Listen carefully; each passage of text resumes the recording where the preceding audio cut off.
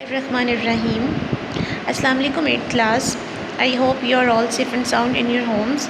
So today is our last lecture of summer vacation task. I am hopeful that you all have too much excited because we have completed our English summer vacation task. So before wasting any time, let me have started. Here we are on the creative writing scene at a railway station. First of all I am going to tell you one thing that basically creative writing जो आपकी होती है वो related होती है कि आपने कुछ चीज़ें जो आपके माइंड में आती हैं आपने वो क्रिएट करके लिखनी होती हैं। क्रिएटिव का मतलब ये होता है कि आप कुछ भी जो आपके माइंड में आता है आप उसको क्रिएट करें और आप लिखें। अब यहाँ पे आपकी क्रिएटिव राइटिंग है scene at a railway station. एक रेलवे स्टेशन के मनाजिर के बारे में आपने बताना है कि वहाँ पर क्या हो रहा है। अब मैं आपको एक और बात बताती चलूँ 8th class.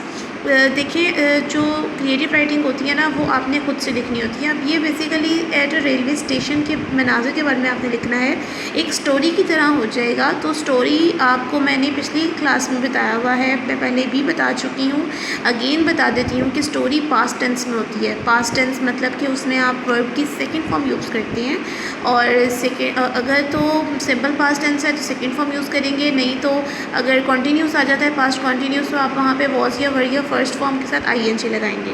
So let we have started our creative writing scene at a railway station.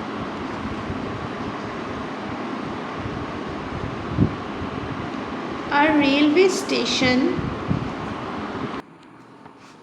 A railway station is an interesting place. It is a human museum or a fair of human faces. Basically जो fair का मतलब होता है मेला, कि एक इंसानों का एक म्यूज़ियम लगता है और इंसानी शक्लों का एक मेला लगता है। क्योंकि बेसिक जो आपका रेलवे स्टेशन होता है वहाँ पे बहुत हर तरह के लोग मौजूद होते हैं, हर तरह की शक्लों वाले, हर तरह की जगहों से आए हुए। तो वहाँ पे वो कह रहे हैं कि एक मेला होता है। अब मेला जैसे आपने कभी देखा हो तो मेले में हर चीज़ मौजूद होती है। So it is a fair of human faces. अब हमने पुरानी बात करनी है तो हम पुरानी बात के साथ साथ यहाँ पे as it is yesterday, yesterday का मतलब होता है गुजरा हुआ कल। Yesterday I went second form है गो की, went to the railway station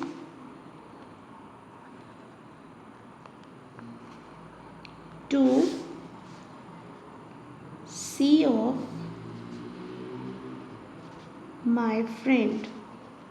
C off का मतलब होता है कहीं जा रहा था और उसको मिलने के लिए गया था।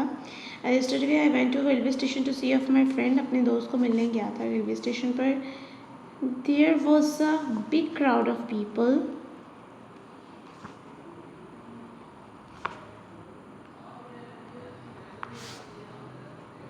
वहाँ लोगों का बहुत रश था, बहुत हुजूम था। क्राउड मतलब हुजूम। The coolies were carrying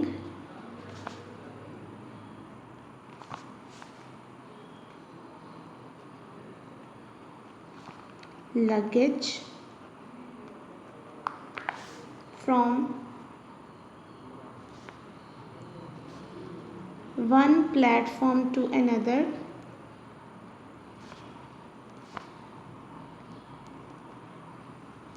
जो कूली जो थे वहाँ पे जो सामान उठाने वाले होते हैं वो एक जगह से उठाकर सामान अपना दूसरी जगहों पे लेके जा रहे थे। सम passengers were looking.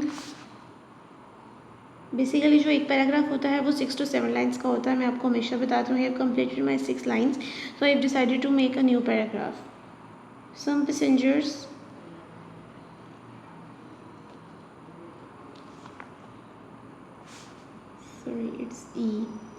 Some passengers were looking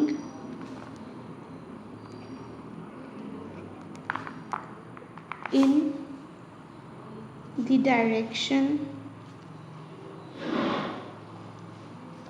of incoming train।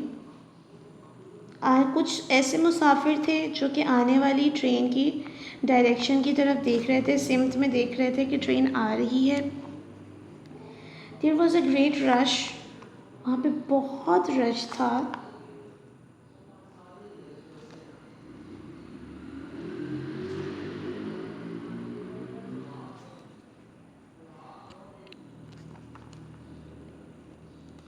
At the refreshment stalls, जो कि रिफ्रेशमेंट के जो वहाँ पे स्टॉल्स थे उन पर बहुत ज़्यादा रश था।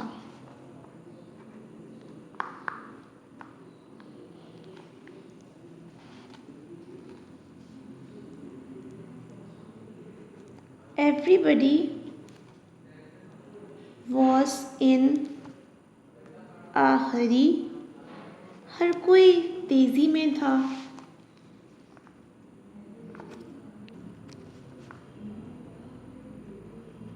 पीपल वर ट्राइंग, लोग कोशिश कर रहे थे। टू गेट, हासिल करने की। गुड कैपेसिटी, लोग अच्छी जगह हासिल करने की कोशिश कर रहे थे। पीपल थ्रू लगेज, थ्रू का मतलब होता है फेंकना।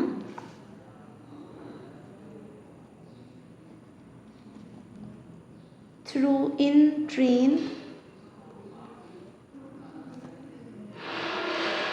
थ्रू विंडोज़, लोग खिड़कियों के ज़रिए से अपना सामान जो है वो ट्रेन के अंदर फेंक रहे थे। There was a great rush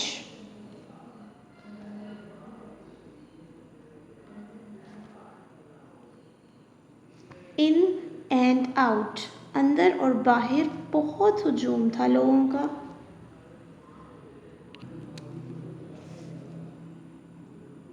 The hawkers crying the names of their wares at the top of their voices,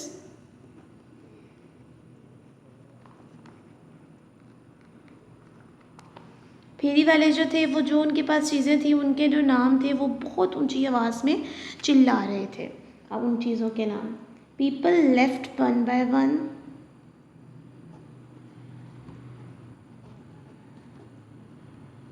Aahista Aahista लोग जाते चले गए।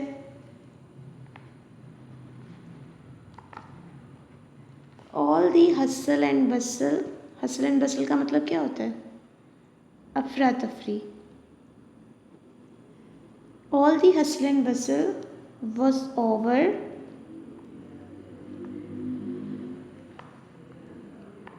in a few minutes. So we have completed this creative writing. Turn to page number 14, that is storytelling. This is our story writing Dove and the Bee. One thing eighth class में हमेशा एक चीज़ आपको बताती चली जाती हूँ कि जो स्टोरी होती है वो पास्ट टेंस होती है, कहानी होती है। कहानी गुजरी हुई जो भी बात होती है उसको कहानी कहते हैं। तो स्टोरी राइटिंग जब हम लिखते हैं तो हमें एक चीज़ का हमेशा ख्याल रखना चाहिए कि स्टोरी फर्स्ट के पास्ट टेंस में हो। सेकेंडली स्टोरी 3 पैराग्राफ्स में लिखी जाती है। इट मीन्स कि फर्स्ट पैराग्राफ में आपका इंट्रोडक्शन आ जाता है कि स्टोरी किसके बारे में है। सेकेंड पैराग्राफ में जो सानेहा हुआ होता है कहानी में वो आता है। थर्ड में एट द एंड जो रिजल्ट निकलता है स्टोरी से, जो कंक्लूजन होता है वो लिखते हैं। And last is most important moral होता है। देखिए अगर एट्थ क्लास अगर तो आपको पेपर में या कहीं पर भी मॉरल दे दिया जाता है तो आपने उसका टाइटल ज़रूर लिखना होता है, उस टाइटल के मार्क्स होते हैं। लेकिन अगर आपको टाइटल दे दिया जाता है और आपने टाइटल पर स्टोरी लिखनी होती है तो आपने उसका मॉरल ज़रूर लिखना होता है, उस मॉरल के मार्क्स होते हैं। ये चीज़ हमेशा याद रखें। This is for all of you जो मेरी वीडियो देख रहे हैं। So story writing is about dove and the bee. Dove होती है फाख्ता और बी होती है मक्खी। फाख्ता और मक्खी की एक कहानी है जो कि आपने अक्सर छोटी क्लासेस में भी पढ़ी हुई है, बाद में भी आप पढ़ते चले जाते हैं। मोस्ट ईजी स्टोरी है। चलें लिखना स्टार्ट करते हैं।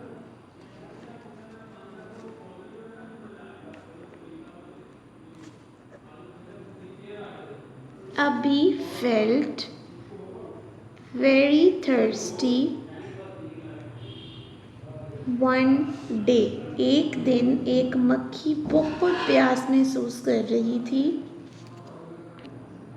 A bee felt very thirsty one day. It went to stream to drink some water. वो एक नदी के पास गई पानी पीने के लिए. But it was driven away by the waves. लेकिन लहरें उसको अपने साथ ले गईं. आगे A dove saw all this from her nest. एक फाख्ता जो थी वो अपने घोंसले से ये सब कुछ देख रही थी. अब ऑब्वियसली वो क्या करेगी. Her heart melted with pity कि हमदर्दी से उसका दिल पिघल गया. Her heart melted with pity. She plucked the leaf. उसने पत्ता तोड़ा. She plucked the leaf and dropped मतलब फेंका. Dropped it near the bee. उसको मक्खी के करीब फेंक दिया. It climbed. वो उस पर चढ़ गई. It climbed over that. वो उस पर चढ़ गई. And dried up its wings. Dried का मतलब होता है सुखाना. And dried up its wings और अपने जो पर थे वो सुखाए. And finally flew away और उड़ गई. A few days later, कुछ दिन बाद a hunter came there. एक शिकारी वहाँ आया. He saw the dove sitting in her nest. उसने देखा कि फाख्ता अपने घोंसले में बैठी है. He loaded his gun to shoot her. उसने अपनी जो बंदूक थी उसको लोड किया चलाने के लिए. The bee happened to see all that. वो मक्खी वहाँ पे सब कुछ देख रही थी. अब जब उसने मक्खी की मदद फाख्ता ने की थी तो ऑब्वियसली अब मक्खी ने उसकी मदद करेगी. कैसे करेगी. It flew towards him. वो उस तक उड़ी and stung him on his hand और उसके हाथ पर काटा. He was just then pulling the trigger. वो बस ट्रिगर दबाने ही वाला था. He missed the aim. उसने अपना निशाना खता कर दिया. And the dove flew away और फाख्ता उड़ गई. Moral दो इसकी moral मैं आपको बता रही हूँ. One good turn deserves another. और एक most famous do good have good. So we have completed this story now. One thing for all of you 8th class, you have to learn all the words meaning, all the words sentences and these type of grammatical things. You very well know that grammar things are very important in 8th class because you have a board class. So all of you have to learn this all. And one thing is कि घर में रहें, महफूज रहें, अपना बहुत ख्याल रखें. नेक्स्ट लेक्चर में इंशाअल्लाह ताला आपसे ज़रूर मुलाकात होगी. अल्लाह हाफ़िज़.